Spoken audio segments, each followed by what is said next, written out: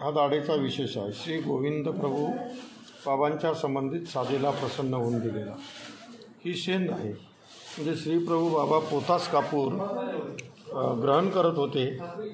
तो जो पोतास कापूर आहे ज्या डब्बीमध्ये ठेवत होते ती हत्ती दाताची होती. त्याला शेंद असे म्हणतात आणि म्हणून या ठिकाणी शेंद आहे. पहिली दाढ आहे, तिसरी सुपारीची फोड आहे.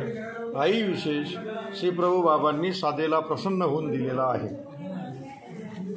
या ठिकाणी हा तांबुळाचा विशेष आहे. त्याचप्रमाणे याच्या बाजूने जो विशेष आहे तो कवीश्वर कुलाचार्य श्री कारंजेकर पिढीचं कुलवंदन श्री दत्तात्रय प्रभूंचा विशेष आहे, ज्याचा रोट उपहार महोत्सव दरवर्षी श्री दत्त जयंती झाल्यानंतर भव्य आणि दिव्य प्रमाणात साजरा केला जातो. त्याच्या बाजूचा जो विशेष आहे तो वज्रीचा विशेष आहे.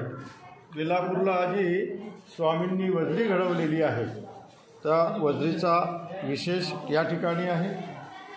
त्यानंतर या ठिकाणी वांकी आहे. श्रीप्रभू बाबा आपल्या करंगळीमध्ये जे एक अलंकार घालत असत आणि मग दूरदूर चालत असताना श्रीप्रभू बाबा धाव घेत असताना तो वाजायचा.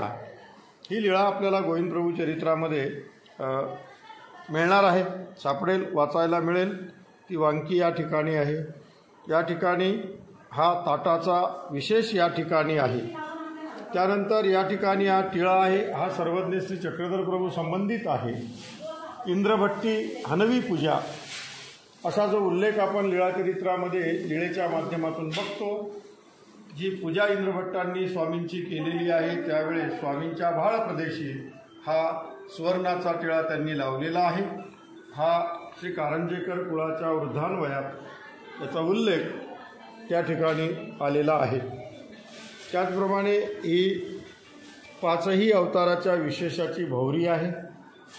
पाचही अवताराचे विशेष या भौरीमध्ये आहेत.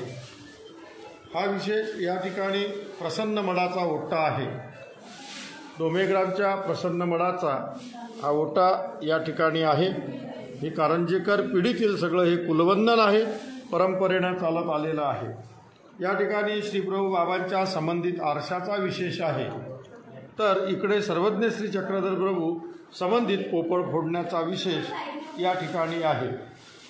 त्याचप्रमाणे हे आऊसाचा जे पात्र होतं त्या